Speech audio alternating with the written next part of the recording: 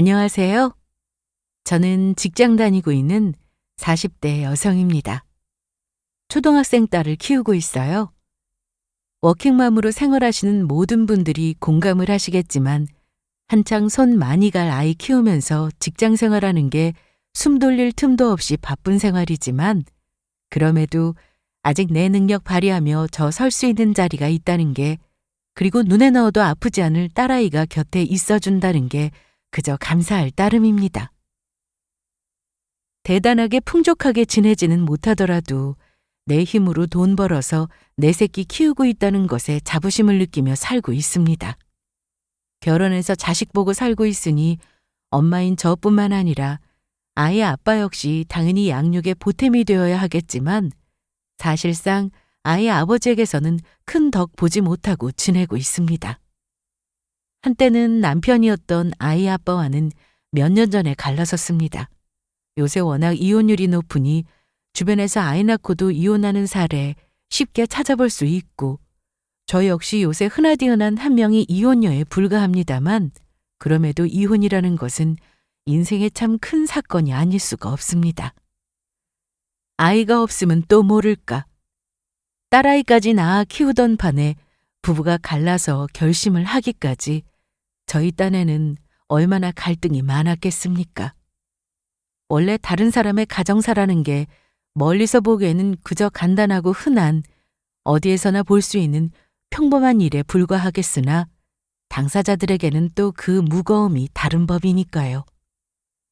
저도 처음에 전 남편하고 갈라설 때 여간 스트레스를 많이 받은 게 아니었습니다.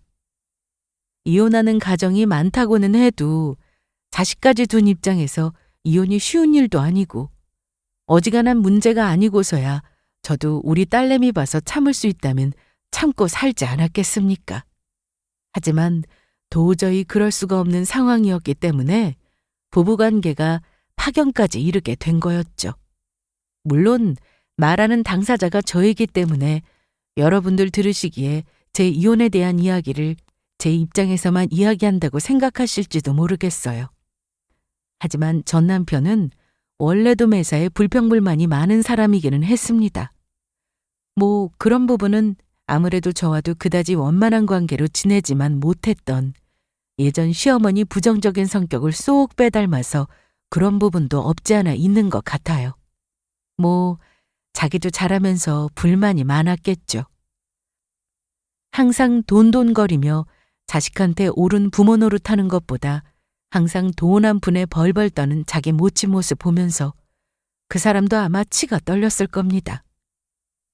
문제는 자기 모친이 그렇게 자식한테 안 좋은 영향 끼치는 걸 보고 자랐으면 그걸 반면교사 삼아 자기도 뭔가 배우는 게 있어야 했을 텐데 그렇게 질색을 하던 자기 모친 안 좋은 점을 그대로 쏙 빼다 박은 남편이었으니까요. 연애할 때는 그게 오죽 저 사람이 마음에 쌓인 결핍이 많아 저러는가 싶어서 한때는 참 애잔하고 불쌍하게 보였던 적도 있었습니다. 다소 불만이 많은 사람이기는 했지만 어찌 되었든 간에 돈 좋아하는 만큼 허튼데 돈 안 쓰고 성실하게 모으는 모습이 기특하게 느껴지기도 했고요. 아무래도 시아버지 일찍 돌아가시고 편모스라 해서 자라면서 고생도 적지 않게 해왔으니 그만큼 저 사람 가슴에 맺힐 일이 많았겠거니 그렇게 생각했습니다. 그리고 돈 때문에 쪼들려서 고생해 본 적이 많은 사람이니 살면서 적어도 헛바람 들어서 돈 문제 일으키거나 그런 문제 때문에 사고치고 돌아다니지는 않을 거라는 확신도 있었고요. 뭐 그런 부분에 대해서는 애먹인 부분이 딱히 없기도 했습니다. 하지만 그거 제외하고는 다방면으로 단점이 많은 사람이었어요. 이래서 사람이 그저 안 되어 보인다는 이유로 연민으로 연애 감정을 시작하면 안 되는 거라고 하는가 봐요. 참 저도 우습죠? 내 주제에 뭐가 그렇게 잘나서 남 불쌍하게 생각할 주제나 된다고. 가족들 귀한 줄도 모르고 그저 돈 불평하느라 바쁜 사람 불쌍하게 생각한다고 되레 제 인생이 불쌍해지게 되었으니 그놈 그거 그렇게 불쌍한 척 할 때 받아주는 게 아니었는데. 남편이 결혼 내내 돈하면서 우는 소리 하는 것이 끊이지 않고 또 제가 살림하는 것 못마땅하게 생각해 그걸로 다툰 일이 한두 번이 아니었지만 사실 저희 부부 먹고 사는 게 뭐 그렇게까지 쪼달리거나 그런 건 아니었습니다. 결혼 당시에 저도 그렇고 남편도 그렇고 회사 다니면서 따박따박 월급 받아서 살고 있었고요. 저희 친정도 그렇고 시댁도 그렇고 자식들에게 재산 한 미천 뚝 떼어줄 수 있을 정도로 여유로운 형편은 아니었다 하더라도 당신들 먹고 사는 문제야 스스로 해결하실 수 있을 만큼의 형편은 되시기도 하셨고요. 요새야 부모님 완전히 부양하고 사는 가정이 그렇게 많지는 않다고 하더라도 형편 안 좋은 집안에서는 여전히 부모님 노후 문제가 해결이 되지 않아 그거로 골머리 앓고 있는 사람들도 적지 않은 편이잖아요. 솔직히 저는 양가 부모님 가끔 명절 때 드리는 용돈 제외하고 그렇게까지 큰 돈 들어갈 일 없는 것만 해도 참 감사할 일이라고 생각을 했거든요. 나중에 물려받을 재산 기대할 수는 없다 하더라도 양가 부모님들 다 미리 보험 들어놓으셔서 앞으로 병원 가실 일 늘어나게 된다 하더라도 병원비가 크게 나올 걱정은 하지 않아도 되고 그것만 해도 큰 도움이 되었다고 생각했는데 남편은 또 그렇게 생각하지 않는 것 같더라고요. 만날 죽어라 이래도 집 대출금 갖고 나면 개뿔 남는 것도 없고 이럴 때 집이라도 한 채 턱턱 해주는 부모 밑에서 태어났으면 세상살이가 이렇게까지 고달프지는 않았을 텐데. 그만 좀 해 정말. 어린애 앞에서 못하는 소리가 없어. 그 사람 수많은 단점 중에서도 제가 제일 마음에 들어하지 않았던 것이 말 가릴 줄 모른다는 것이었습니다. 그건 어린 저희 딸 자식 앞에서라고 예외는 아니었어요. 사실 그렇게 따지자면 나나 저 사람이나 장차 우리 딸 미래에 으리으리한 집 한 채 턱턱 사줄 수 있는 부모 못 되기는 마찬가지이면서 아직 아이가 말도 제대로 시작하기 전이니 제 아버지가 무슨 경솔한 소리를 짓거리는지 알아듣지는 못한다 하더라도 양육 환경이라는 것이 괜히 중요하겠습니까? 그 뜻 모른다 하더라도 제 아비가 저렇게 부정적이고 날선말을 하고 있는데 그 분위기까지 감지하지 못하지는 않았겠죠. 그러니 가뜩이나 세상 온 천지에 불만이 많은 사람하고 다툴 일 많았던 것이 아이 태어나고 나서 더 갈등이 커질 수밖에 없었습니다. 솔직히 처음 시집 올 때는 시어머니 성격도 그렇게 좋은 편이 아니니 좋은 생각이 들지는 않았는데 그래도 자기 딴에는 일찍 남편 여의고 하나 있는 아들놈 죽을 힘을 다 짜내서 키워놨더니 저런 소리나 듣고 있는 시어머니가 짠하게 느껴질 지경이었습니다. 뭐 어느 정도는 자업자득인 면이 있다고는 하더라도 분명 제 모친에게 그래도 받을 만큼 받아가며 자랐는데 어쩜 저렇게 제 모친에게 고마워할 줄 모르는지 혀를 차게 되더군요. 미쳤다 생각하고 눈 딱 감고 이번 달 월급 전부 그냥 로또나 사버릴까? 여보 제발 그만! 로또를 한 달 월급 전부 쏟아부어 사기는커녕 한 번도 사보지 못한 사람이었습니다. 불확실한데 돈 쓰는 걸 극도로 싫어하는 사람이었으니 그저 입에서 나오는 대로 짓거린 거라는 거 모르는 건 아니었지만 그것도 한두 번이지. 매사 돈돈거리면서 저렇게 옆에서 듣는 사람까지 진이 빠질 정도로 안 좋은 소리만 골라서 하는데 피로감이 상당했습니다. 제 딴에는 저 사람이 물질적인 부분보다 정신적인 부분으로 결핍이 많아서 더 저러는 것 같아서 속에서 욱하니 올라오는 것 간신히 누르고 말로 조용히 좋게 타일러 보려고 한 것도 여러 번이었어요. 실제로 신혼 때는 제가 저 사람 저렇게 우는 소리 하는 거 많이 받아주기도 했고요. 하지만 저라고 저렇게 인내심의 끈이 긴 사람은 못 돼서 열심히 감싸주려고 해봤자 좋은 결과로 돌아오지 않는 저 사람 성정에 그만 저도 화딱지가 나서 얼마 안가 때려치우고 말았습니다. 살림할 때는 또 싼 거 살 수 있는데 몇백 원이라도 더 비싼 거 샀다고 잔소리를 달고 사는 남편하고 정말 악다구니를 쓰기도 지긋지긋하게 많았고요. 뭐 저 살림할 때 그런 건 100번 봐준다 치더라도 우리 딸내미 기저귀 분유회까지 입대는 꼴을 보고는 저도 진짜 눈이 뒤집혀서 너 죽고 나 죽자 이판사판으로 개싸움을 한 적도 있고요. 야, 너는 네가 네 새끼 낳아놓고 그게 할 소리냐? 애비가 돼서 애한테 더 해주지는 못하는 걸 안타까워하고 미안해도 모자랄 판에 지금 너 하는 행동이 네 어머니하고 다를 게 뭐가 있는데? 제가 진짜 사람 하나 잡을 기세로 제 모친까지 들먹이며 난리를 쳤더니 지도 잘못한 건 아는지 주둥이가 대빨 나와서 입을 다물기는 했습니다만 그렇게 화를 내도 시원한 기분은 전혀 들지 않았어요.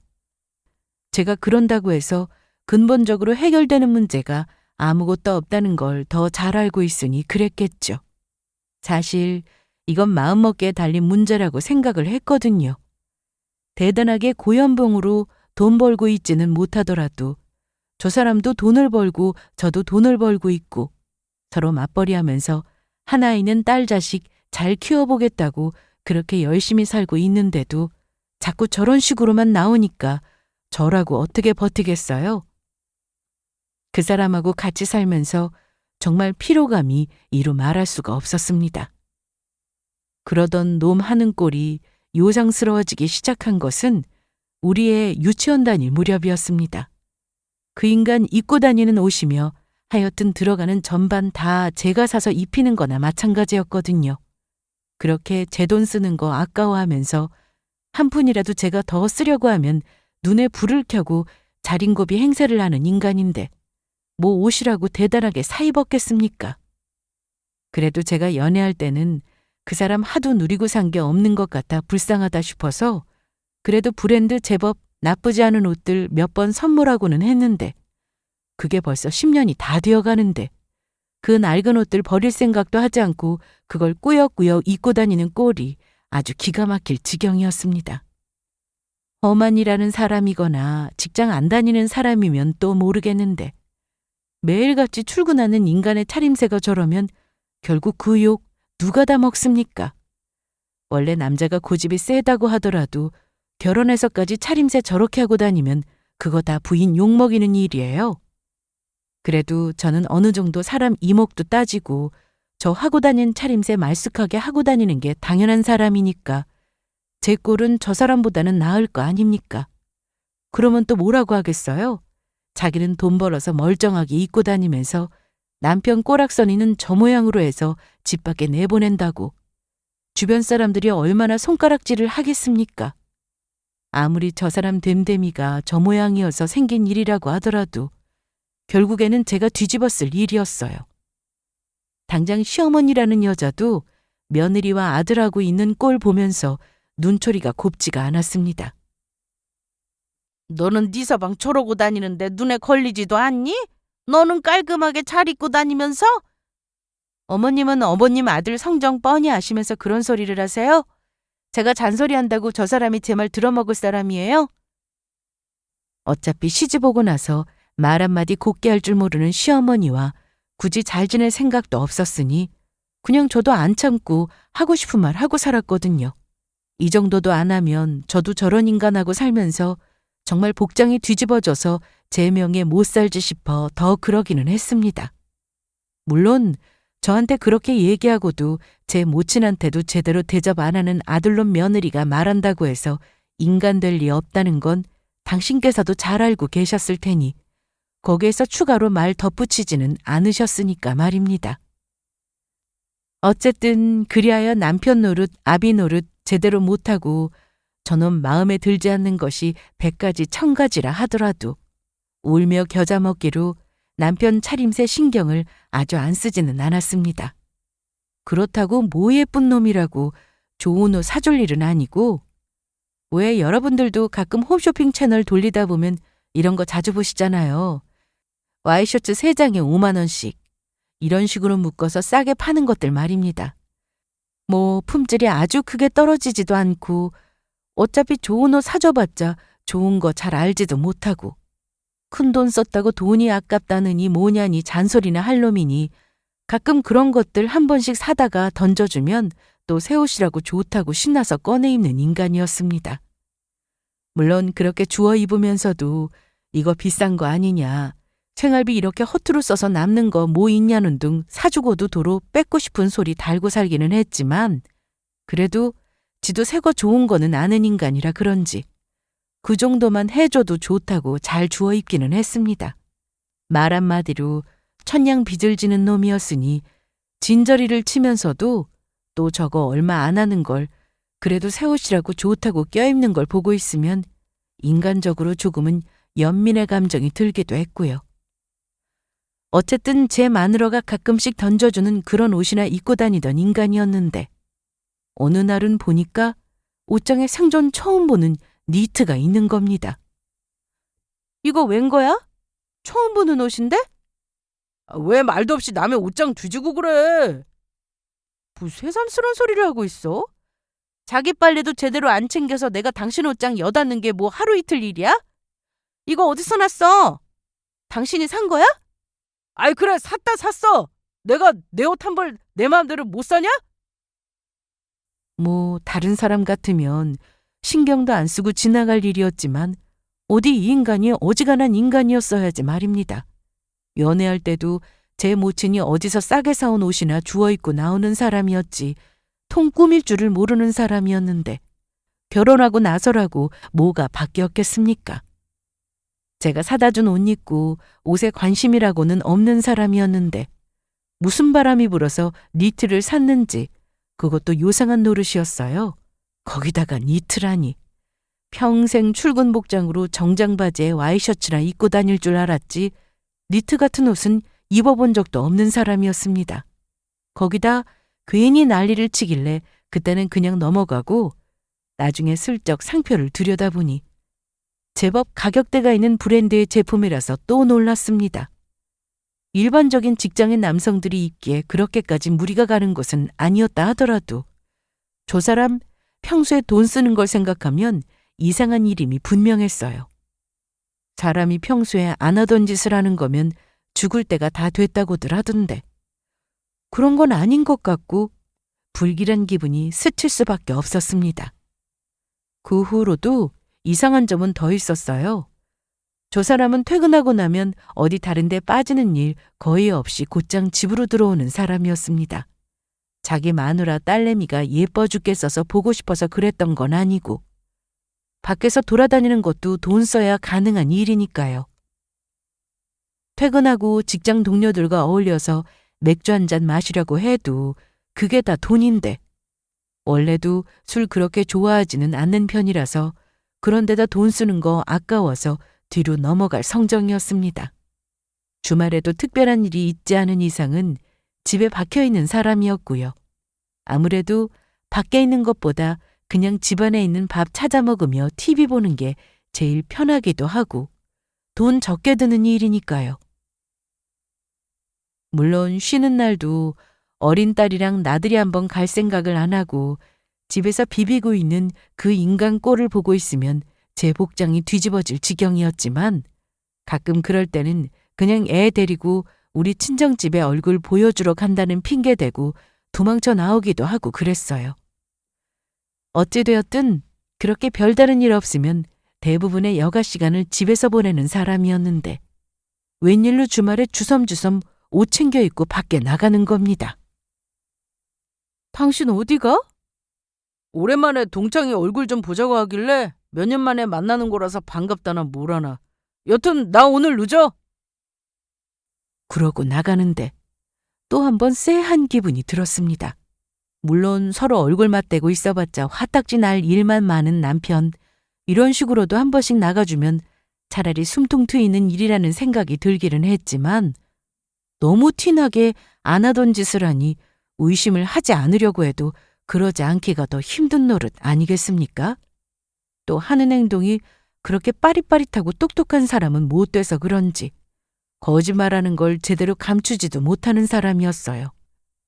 속으로는 괘씸하기가 이를 데가 없었습니다. 여러 정황상 헛짓거리하고 돌아다닌다는 걸 아주 눈치채지 못하는 게 더 이상한 일이었지만 솔직히 설마 했거든요.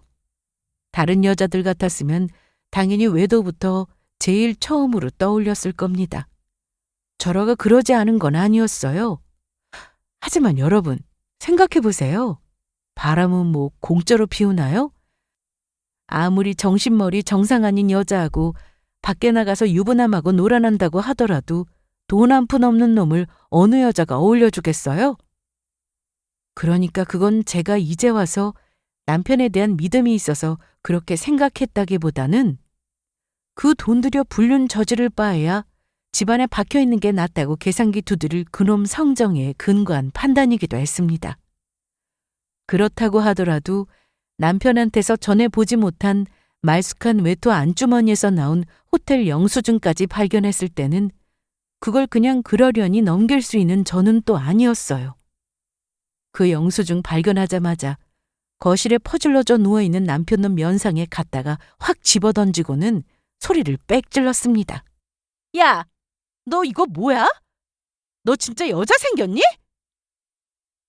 제 마누라가 주말 동안 혼자 제 새끼 보고 있느라 뼈가 빠질 동안에도 멍청하게 TV만 쳐다보고 있던 놈이 갑작스런 봉변에 얼이 빠진 것 같았습니다. 그러다 제 면상에 맞은 호텔 영수증을 주섬주섬 주워다 보더니 자기도 조금 당황스러운 것 같기는 하더라고요. 당황하긴 어디 당황한 척을 해요. 그 호텔 영수증 보니까 결제도 지카드로 했던데. 아니, 세상에 바람 피운다는 놈이 누가 자기 명의 카드를 대놓고 긁어놓고 또 그걸 제 마누라 언제든지 손뻗어 확인할 수 있는 외투 안주머니에 넣어놓는답니까? 물론 저놈이 바람이라는 걸 처음 펴보아서 초범이 요령이 없어서 벌인 짓일지도 모르겠지만 정말로 저한테 외도 사실을 감추고 철저하게 비밀로 붙이려고 했다면 그렇게까지 허술하게 행동할 수가 있었겠습니까? 그 생각을 하니까 더 부하가 치밀어 올랐습니다. 솔직히 그 무렵에는 남편으로서의 놈에 대한 기대라고는 거의 없는 거나 마찬가지였어요. 맞벌이에서 같이 돈 벌고 있어도 항상 자기 돈 축내는 여자 취급이나 받고 분명 둘이 합의하에 새끼 낳아 키우고 있는데도 아이 관련한 문제는 당연하다는 듯이 저한테 떠밀어 놓고 가장 노릇, 아버지 노릇이라고는 제대로 할 줄도 모르는 놈한테 제가 무슨 기대가 남아 있었겠습니까? 솔직히 저희 사이에 아이가 있는 게 아니었더라면 진작 제가 먼저 놈한테 이혼하자고 난리를 쳤을지도 모를 노릇이었습니다. 그런데 감히 저렇게 모자란 놈 꾹꾹 눌러 참고 사라지고 있는데 제 주제에 감히 바람을 피워요? 그러니까 그건 사랑하는 남편이 바람을 피운 배신감 때문에 느낀 분노가 아니라 가장 노릇도 못하는 주제에 감히 나를 우습게 보고 딴짓거리하고 다녔다는 나를 무시했다는 생각에서 비롯된 분노가 더 컸던 것 같습니다. 처음에는 허둥지둥 외도 사실을 걸렸다는 것 때문에 당황하던 놈이 도리어 적반하장으로 큰 소리를 치고 들기 시작했습니다. 어차피 다 걸렸다 싶은 판에 제 놈도 이판사판이었겠죠. 그러게 왜 허락도 없이 남의 옷 뒤지고 그래? 뭐 좋은 꼴 볼 거라고. 야, 이 인간아. 너 지금 그게 나한테 할 소리야? 밖에 나가서 더러운 짓거리하고 돌아다닌 것도 반 죽여놓고 싶은 판에 네 놈이 뭐 잘한 게 있다고 감히 내 앞에서 큰 소리를 쳐? 너같이 모자란 새끼 데리고 살아준 것만 해도 나한테 감사하다고 절을 해야 할 판에 감히 네 주제에 바람을 피워? 야, 나라고 뭐 너랑 살면서 마냥 좋기만 해놓은 줄 알아? 좁아 터진 집구석에서 너랑 궁생 떨면서 사는 거 나라도 뭐 대단하게 좋아서 너랑 같이 산 줄 아냐고? 이 미친놈이 어디서 뚫린 주둥이라고 헛소리를 하고 있어? 그렇게 놈한테 득달같이 달려들어 머리끄댕이를 쥐어잡고 아주 머리가죽 다 벗겨낼 작정으로 온 힘을 다해 쥐고 흔들었습니다.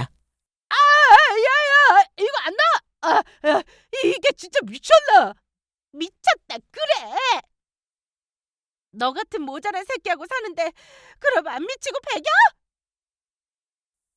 쥐가 먼저 바람 피우고도 뭘 잘했다고 큰소리 떵떵 치는 놈인데 이만하면 저도 많이 봐준 거 아닙니까? 저놈이랑 살면서 제 속에도 쌓인 응어리가 보통이 아니었어요. 그런 놈하고 같이 살아준 결과가 고작 이거라고 생각하니 놈 머리를 뜯어놓아도 수백 번은 더 뜯어놓아야 마음이 풀릴까 말까한 일이었습니다. 그래도 바람 피운 걸 들켰으니 쥐가 불리하다는 건 알고 있었는지 저한테 그렇게 흠씬 두들겨 맞고 머리털 다 쥐어 뽑히고 있는데도 놓으라고 난리 소리는 지를지언정 또 저를 패대기 치거나 그러지는 못하더라고요. 본능적으로 저놈이 저한테 용서를 빌겠다거나 저랑 더 같이 살겠다거나 그럴 생각이 없다는 건 한눈에 알 수 있었습니다. 아무리 저 인간이 낯짝 두꺼운 인간이라 하더라도 저랑 더 살 생각이 있었더라면 외도사실 들켰을 때 저렇게 큰 소리 칠 수 있었겠습니까? 그 꼴을 보니까 더 분하더라고요. 내가 이혼을 하자고 해도 해야지. 감히 제놈 주제 먼저 여자하고 눈이 맞아서 저랑 이혼할 생각을 하다니 괘씸하기가 이루 말할 수가 없었습니다. 저놈도 저놈이지만 고작 저런 놈하고 붙어서 희희낙락하고 있을 상간녀도 가만두고 싶지가 않았어요. 나만 등신같이 너 같은 모자란 놈한테 팔자 망친 줄 알았더니 어디서 그런 멍청한 여자가 또 있어서는. 너 같은 놈하고 만나주는 여자도 다 있고 그 여자도 아주 꼴이 볼만 하겠구나. 야, 너 말 다 했어? 어디 아무것도 모르면서 함부로 말하고 있어? 그 여자랑 너랑 같은 줄 알아? 이게 아직도 정신을 못 차리고? 열이 받아서 그놈 머리통 퍽 소리가 내도록 시원하게 후려쳤습니다. 그 기세에 철푸덕 바닥에 엎어진 놈이 잠시 어지러운지 정신을 못 차리다가 자기도 모자라 자기랑 놀아나고 있는 상간녀까지 우습게 여기고 욕하고 있는 제 마누라 언행에 열이 받았는지 잔뜩 독이 올라서는 바락바락 소리를 지르기 시작했습니다. 그 여자는 다르다고! 우리 같은 사람이랑 비교가 되는 사람인 줄 알아? 무려 회사 대표님 따님이라고! 뭐? 너 뭐 잘못 처먹었냐? 그 여자네 회사 매출이 얼마인 줄 알아? 자그마치 500억이야! 500억이라고! 듣고 있자니 정말 황당하기가 이루 말할 수가 없었습니다. 매출 500억 회사인 집안 딸이 뭐가 아쉬워서 저런 반편이랑 어울린단 말입니까? 일부러 저놈 약올리려고 그러는 게 아니더라도 저도 모르게 표정에서 비웃는 기색이 났던 모양입니다. 그걸 보고 제 풀에 분해서 씩씩거리며 놈이 마저 소리를 지르기 시작했습니다. 너 나중에 딴소리나 하지 마. 그동안 너 나 우습게만 생각했지? 내가 이 정도라고. 그런 여자가 이혼하고 올 때까지 기다리겠다고 매달리는 남자라고 내가. 아이고, 그래 너 잘났다. 그런데 어떡하니? 내가 이혼 안 해주면 네가 무슨 수로 그 여자랑 재혼할 건데? 그제야 놈 안색이 파리하게 질려가기 시작했습니다. 뭐 워낙 그때 부부 사이가 안 좋기는 했으니까요. 놈도 새 여자 만나 저랑 갈라설 생각이었겠지만 저라고 저놈한테 남편이라고 딱히 정이 남아있는 것도 아니었고 그러니까 호텔 영수증까지 걸렸는데도 저 앞에서 저렇게 큰 소리 땅땅 쳤겠죠. 당연히 제가 놈한테 치를 떨고 이혼해 줄 거라고 생각했을 겁니다. 그게 무슨 소리야? 남편 호텔 영수증까지 두 눈으로 똑똑히 봐놓고 나랑 계속 살겠다고? 내가 뭐 니놈 예뻐서 그러겠니? 근데 니놈 팔자 논하는 거 보느니 죽도록 물어뜯고 싸워도 그것도 나쁘지 않겠다 싶은데? 저놈 머리 꼭대기에야 진작에 올라가 있는 저였습니다. 이 이혼의 열쇠야 제가 쥐고 있으니 당연히 제가 감노릇을 해야 하지 않겠습니까? 그렇게라도 해야 제가 억울한 마음이 조금은 풀리지 않겠어요? 순간 놈 낯짝에 낭패라는 표정이 떠올랐습니다. 여보 그렇게만 생각할 게 아니야. 사실 당신도 기회만 있으면 이 결혼 끝내고 싶은 마음 없었던 거 아니잖아.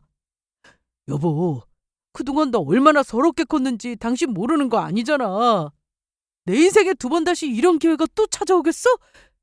그 여자는 나한테 두 번 다시 찾아오지 않을 기회야. 내 미래라고. 내가 바람까지 피운 네 사정 왜 봐줘야 하는데? 여보, 나랑 이혼하는 거 당신한테도 절대 손해 아니야. 나 진짜 군소리 안 하고 당신 달라는 거 다 주고 정말 지금 입고 있는 옷 빼고는 아무것도 안 가지고 나갈게. 당신이 그렇게 다 해달라고 하면 내가 내 전 재산이라도 다 털어서 줄 테니까 그냥 당신은 합의 이혼 서류에 사인만 해주면 돼. 요새 이혼 소송 가면 몇 년씩도 걸리는 거 당신도 알지? 그게 다 무슨 고생이야. 그러면서 돈은 또 얼마나 많이 나갈 거고. 피차 그렇게까지 피곤하게 갈 필요 없잖아. 내가 정말 두 말 않고 위자료며 재산 분할이며 다 당신 쪽으로 넘겨줄 테니까 제발 나 좀 놔주라. 어? 저놈 저거 벌써부터 눈이 아주 제대로 횟가닥 돌아버렸더라고요.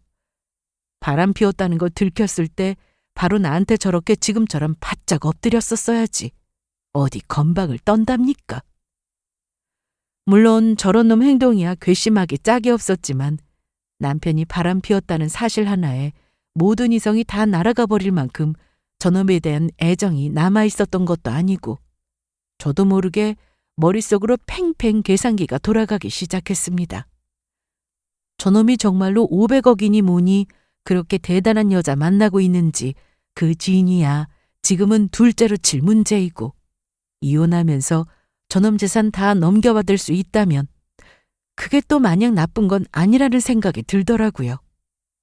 결혼할 때 양가에 도움받은 거 거의 없다 보니 저희 지금 살고 있는 집 서로 반반 결혼해서 대출금까지 싹 갚은 지 얼마 되지 않는 시점이었습니다. 본래대로 재산 분할하는 것 같으면 위자료야 제 쪽에 유리할 수 있다 하더라도 집에 대한 권리는 반반으로 나눌 것이 거의 확실했어요. 아무리 저놈이 먼저 바람 피운 것을 저한테 걸렸다고는 하더라도 저희 부부 자체가 뭐 그렇게 대단하게 재산 많은 것도 아닌데 위자료 책정이 얼마나 될지 그거 생각하면 이렇게 한 큐에 저놈 재산 싹 받을 수 있다고 생각하면 그게 나쁘지 않은 것 같더라고요. 하지만 놈이 너무나도 괘씸하게 군 건 이미 이루 말할 수 없으니 저놈 복장은 더 뒤집어 놔야겠다는 생각에 소리를 버럭 질렀습니다. 너랑 놀아나는 여자 재산이 그렇게 많다는데 고작 니놈 얼마 되지도 않은 알량한 재산 가지고 떨어지라 마라 소리를 하고 있어? 이혼하고 싶으면 그 500억 절반이라도 들고 오든지. 여보 제발. 제발 나랑 좀 이혼 좀 해줘. 저놈 성격에 제가 바로 자기 제안 덥석 받아물면 돈 아까워 죽는 놈이 은근슬쩍 거래를 시도하려 들 것이고 그런 놈 성정 뻔히 아는 판에 그런 피곤한 일 만들고 싶지는 않았거든요. 그래서 일부러 더 세게 나갔더니 자기가 이혼 변호사며 뭐며 만나고 다니며 제 손으로 서류까지 꾸며서 저한테 울고불고 읍소를 하고 아주 난리도 아니었습니다. 여보, 여기 봐. 분명히 지금 우리 살고 있는 집이랑 우리 적금 모은 거 그리고 위자료 명목까지 다 적어놓은 거 당신도 봤지? 이만하면 나도 성의 표시는 넘치도록 했잖아. 그러니까 제발. 일부러 몇 번 더 튕겨서 놈 애간장을 녹일 만큼 녹인 다음에 만족스럽지 않다는 표정으로 드디어 제가 말했습니다. 고작 이거 가지고 니놈한테 낭비한 내 인생 보상 축에도 못 들지만 나도 너 같은 놈 더러워서 더는 그나짝 보고는 못 살겠다. 내 마음 바뀌기 전에 다른 소리 않고 이혼 마무리할 생각이나 해. 고마워 여보. 정말 고마워 여보. 저놈이랑 살면서 그렇게 속을 끓일 때도 한 번을 제대로 들어보지 못했던 고맙다는 소리를 아주 제 앞에서 넙죽 엎드리며 잘도 하는 놈이었습니다. 참으로 기가 찰 노릇이었으나 어차피 저놈하고 갈라설 바에는 저도 챙길 건 제대로 챙겨야죠. 그렇게 놈과의 지긋지긋한 결혼 생활을 끝낼 수 있게 되었습니다. 놈하고 이혼하는 조건 자체가 집이며 부부 명의로 되어 있던 적금이며 재산이며 전부 제 쪽으로 받는 거였기 때문에 그 문제만큼은 확실하게 해결하고 이혼을 했어요. 물론 그러고 나서도 저희 사이에 아직 한참 클 일이 남아있는 딸아이가 있으니 남편 앞으로 양육비까지 책정이 되어 있는 상태였습니다. 당연히 우리 딸 친권 양육권 넘겨주지 않으면 이혼은 꿈도 꾸지 말라고 으름장을 놓았기 때문에 아이 문제는 생각보다 수월하게 해결할 수 있었습니다. 재산까지 다 넘겼는데 굳이 양육비까지? 너 이혼 도로 물리고 싶냐? 아니야. 제 새끼 키우는데 쓰는 돈이라고 해도 아깝다는 티를 감추지 못하는 놈 한 대 더 쥐어받고 싶었으나 어찌되었든 그렇게 양육비 문제까지 마무리를 짓게 되었습니다. 이혼해주겠다고 허락하자마자 신이 나서 짐 빼서 나간 놈이었으니 이제 완전히 제 명의가 된 이 집에서 꼴보기 싫은 놈 볼 일 없이 내 새끼 잘 키울 일만 남아있다. 그렇게 생각을 했습니다. 워낙 결혼 생활에 지쳐 있었기 때문에 놈이 빌미를 제공해 이혼하게 되었다고는 하더라도 저도 후련한 마음이 들지 않을 수는 없더라고요. 그렇게 사람 속 뒤집는 인간 낯짝 안 보고 지내게 되니 마음도 안정이 되기 시작했고요. 그렇게 이혼의 여파로 한 차례 휩쓸고 지나간 뒤에 어느 정도 마음의 여유가 생기고 나니 문득 그런 생각이 드는 겁니다.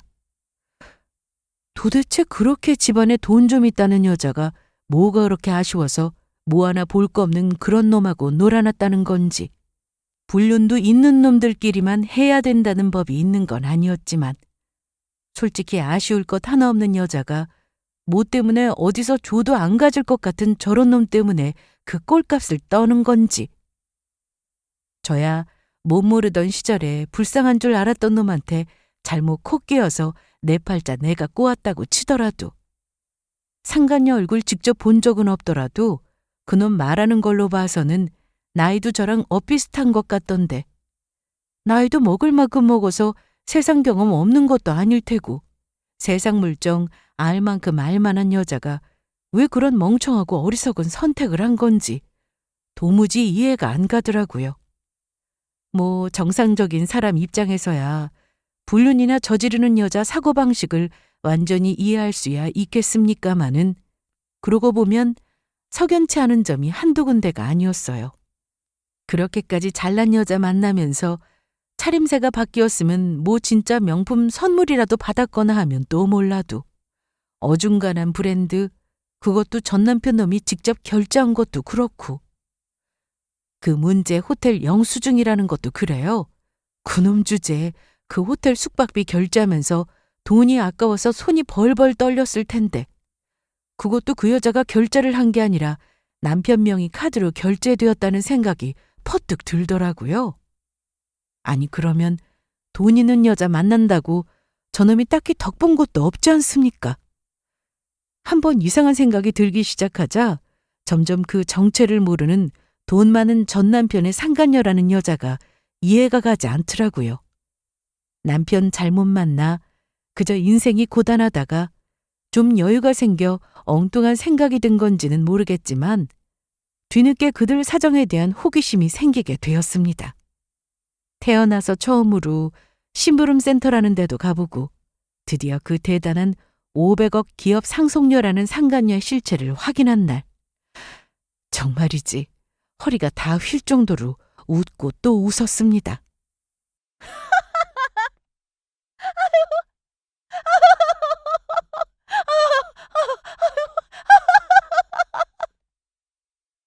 정말이지 이렇게 마음이 홀가분할 때가 또 있는지, 안 그래도 다달이 양육비 보내기로 해놓고 전 남편이라는 놈이 좀 밀어달라며 차일피일 연락 오는 게 짜증스러웠는데 아무렴 인과 응보라는 게 없는 건 아니다 싶더군요. 이왕 심부름센터 거래 튼 김에 놈 은근슬쩍 양육비 빼먹으려 들면 한 번씩 놈 직장으로 마실도 한 번씩 보내고 그랬습니다. 또 주제에 겁은 많아 그러고 나면 양육비 따박따박 들어오더군요. 한 몇 달은 또 그걸로 나름대로 재미를 봤습니다. 그렇게 이혼하고 한 반년쯤 되었을까. 이혼한 후로 제 자식 새끼 한 번을 찾아오지 않은 싹수 없는 놈이었으니 그 반년 그 뻔뻔한 낯짝 볼 일이 없어 그것만은 참 좋았습니다. 하지만 그게 그렇게 오래 가지는 않았습니다. 반년을 코빼기도 보이지 않고 지내던 놈이 드디어 제 집까지 친히 행사하셨거든요. 안 그래도 양육비 들어올 때가 다 됐는데 소식이 없다 싶더니 웬일로 여기까지 다 왔대? 그놈의 양육비! 그것 때문에 가뜩이나 쪼들리는 판에 죽겠구만. 당신 무슨 욕심이 이렇게 많아? 이혼하면서 내 재산 싹 다 긁어가 놓고 그렇게 양육비까지 매달 받아내야겠어? 이혼만 해주면 가진 거 다 내놓겠다고 한 지가 얼마나 됐다고 네 새끼한테 들어가는 돈이 그렇게 아깝니? 너도 참 사람 되긴 글렀다. 안 그래도 아무리 생각해도 집에 적금에 과외도 너무 과했어. 누가 이혼하면서 그렇게까지 해? 이러다 진짜 사람 죽겠어. 당장 집까지는 어떻게 못한다 해도 그 적금 든 거 그거라도 좀 내놔봐. 그래. 남의 돈을 네가 뭔데 내놓으라 말아야? 그게 왜 남의 돈이야? 내가 뼈 빠지게 번 내 돈이지. 나도 권리 있다고. 권리 같은 소리하고 자빠졌네. 왜? 집안 회사 돈이 500억이나 되는 여자 빨대나 꽂고 등 따스고 배부르게 살 줄 알았는데 같이 살기가 영 시원치 않아? 사정 다 안다는 듯 신나게 비웃는 제 말에 놈이 순간 당황한 듯 흠칫했습니다. 듣자 하니 결혼 이야기도 나오는 것 같던데 왜? 기대하던 것과는 달라서 뒤늦게 이혼한다고 전 재산 싹 털린 게 아쉬워지기라도 했어? 당신 그건 다 어디서 듣고?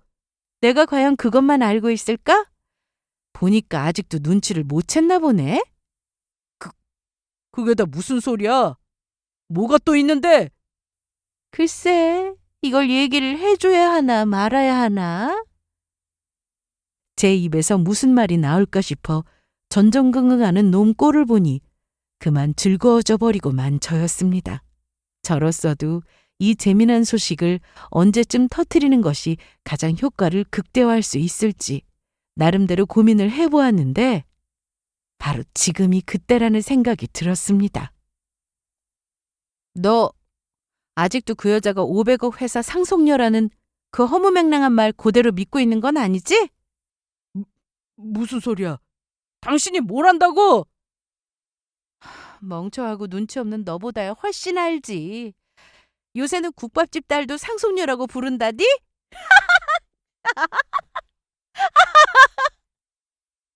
세상에, 이렇게 즐거울 때가. 제가 심부름센터에 그 상간녀라는 여자 신원과 행적조사 의뢰한 이래. 얼마나 이날만을 기다려온 줄 아세요? 저놈 저거 자기 주제도 모르고 대단한 자산가 집안 상속녀한테 팔자 고친 줄 알고 헛꿈 꾸고 있는 동안 저놈 허황된 꿈 무참히 짓밟을 이날만을 고대해온 저였습니다. 그 여자가 주변 남자분들 사이에서 워낙 발이 넓어서는 자기들끼리는 사모님이니 상속녀니 하면서 잘도 재미나게 놀았던 모양인데 너 정말 몰랐어? 아무도 너 바보짓 하는 거 알려준 게 단 한 사람도 없었나 보네? 그러게 평소에 밥도 좀 사고 사람 인심도 사고 그러지 그랬어. 당신 그게 다 무슨 소리야? 그 여자도 참 간도 크다. 호구 하나 물겠다고 국밥집 하는 부모를 500억 기업인으로 둔갑시켜? 그 국밥집 너도 나랑 같이 지나간 적 있는데. 말도 안 돼. 이제 하다 그런 말로 내 속을 뒤집으려 들어? 내 말이 거짓말인지 진짜인지 그건 네가 확인할 일이지. 한치의 거짓도 없는 제 말에 낯빛이 창백하게 질린 놈이 허둥지둥 신발도 제대로 못 끼어 신고 박차고 나갔습니다. 그 꽁무니에 대고 한껏 약을 올리며 소리쳤어요. 그래도 그 부부들 사이에 너무 뭐라고 그러지 말고. 그래도 이제 국밥은 실컷 얻어먹을 거 아니야. 너 국밥 좋아하잖아. 나 원참. 어떻게 사기를 당해도 이렇게 멍청한 사기를 다 당한대요. 500억 자산가는 무슨 동네 변두리에서 국밥집이라는 집 딸이던데 그걸 어떻게 속을 수가 있대요? 대충의 상황은 그려졌습니다. 꼴에 저런 놈도 제 손에 넣고 싶어 얼토당토하는 허언을한 상간녀는 둘째로 치고라도 그 주변인들에게 얼마나 꼴이 우스워 보였으면 저 거짓말에 속아 넘어가는 동안 한 사람도 귀뜸해준 사람이 없었겠습니까? 도리어 주변에서 고소해하면 했지. 저렇게 자린고비같이 굴면서 남 빈대붙을 생각이나 하는 놈 누가 걱정을 해주겠어요? 저놈도 참 저놈입니다. 아니 제 팔자에 500억이 가당키나 해요? 그렇게 믿기지 않는 소리를 들었으면 당연히 확인해 볼 생각이 들어야 하는 거 아닙니까? 주제에 맞지도 않은 500억 소리에 그만 돌아버린 건지. 제 돈 나갈 때는 500원도 아까워서 눈에 불을 켜고 쳐다보던 놈이 하긴 저렇게 얼빠진 놈이 있으니까 저런 놈 상대로 등쳐먹는 정신 나간 여자도 있고 뭐 그런 거겠죠? 심부름센터 통해 놈이 요즘 받은 월급 절반은 저한테 뜯기고 남은 절반은 그 여자한테 뜯기고 있다는 건 진작 들어 알고 있었습니다. 여자 잘 만나 팔자 고칠 줄 알았던 놈이 도리어 상간녀에게 탈탈 털리고 있었으니 당장 돈 나올 구석이 없어 전 부인한테까지 염치도 없이 기어왔던 거죠. 그러고 한바탕 난리가 난 모양인지 며칠 후에 그놈이 다시금 제 앞에 모습을 드러냈습니다. 며칠간 노숙이라도 한 것처럼 옷에서 냄새도 나는 것 같고 머리꼴은 산발에 눈에 실핏줄이 죄다 터져 핏발이 서서는 아주 제대로 악에 바쳤더라고요. 너 그걸 다 알고 있었으면서 그러면서 어떻게 나한테 이런 방구가 없을 수가 있어? 그래도 같이 살면서 애까지 낳고 살았다는 여자가! 그렇게 와중에 제 탓을 하면서도 어디서 밥도 한 그릇 못 얻어먹었는지 충격에 몸도 못 가누며 개거품 물어가며 제게 악을 쓰는 놈이었습니다. 멍청한 놈이 속은 건 네가 속아놓고 끝까지 내 탓을 하고 있어? 내가 너한테 그걸 왜 알려줘야 하는데? 내가 미쳤다고 새끼 두고 바람까지 피운 더러운 놈한테 그걸 알려줘? 야, 네 주제를 알아. 멀쩡한 여자가 너 같은 걸 미쳤다고 거들떠나 보겠니? 돈에 눈이 뒤집혀서 마누라고 새끼고 죄다 내버리고 바람이나 피우고 다니는 놈. 뭐가 예쁘다고 내가 그 재미난 걸 미리 알려줘? 모자란 놈아. 멍청한 놈아. 네 꼴을 좀 봐라. 너 같은 놈을 볼 게 뭐가 있다고 그 돈 많은 여자가 너 같은 거한테 붙겠어? 나 이제 어떡해. 가진 거 다 털리고 남은 거 아무것도 없는데 이제 어떻게 사냐고. 내 돈. 내가 이혼할 때 준 내 돈 내놔. 정신 나간 소리 하지 마, 이 미친놈아. 네 돈이 어디 있어? 그거 다 내 돈 된 지가 언제인데. 너 행여나 여기 나타나서 비빌 생각 않는 게 좋을 거야? 뭐야? 이 사람들 다 뭐야? 놈 내 집에 찾아온다는 거 알자마자 심부름센터에 연락부터 한 저였습니다. 그래도 단골이라고 아주 잘해주시더라고요. 그렇게 어깨 떡 벌어진 장정들한테 초라하게 질질 끌려나가는 와중에도 제 팔자가 아주 가엾고 비참해 차마 몸을 가누지 못하는 전 남편 놈이었습니다. 내 돈. 그게 어떤 돈인데. 안 돼, 안 돼. 추하게 찔찔 눈물 짜는 놈의 꼴을 보니 아주 10년 묵은 채증이 뻥 뚫려 내려가는 기분이었습니다. 저한테 이혼 통보하고 전 재산 두고 나갈 때는 아주 세상이 제 것 같았겠죠. 아무렴 저런 놈이 팔잡혀서 호요식하고 살아서 되겠습니까? 놈 인성에 아주 제격인 초라하고 찌질한 결말이었어요.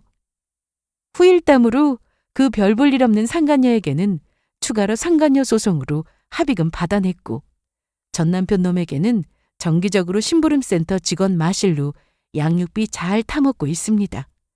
집도 절도 없이 월세방 전전하며 호라비 냄새 풀풀 풍기며 궁상 떨고 있다는 소식도 잘 전해 들었고요. 애초에 이혼의 아픔이랄 것도 없었지만 딸아이랑 둘이서 오순도순 즐겁게 잘 지내고 있습니다. 그저 앞으로의 나날들이 지금만 같았으면 싶어요. 이야기 여기서 마칩니다. 들어주신 모든 분들께 감사드려요.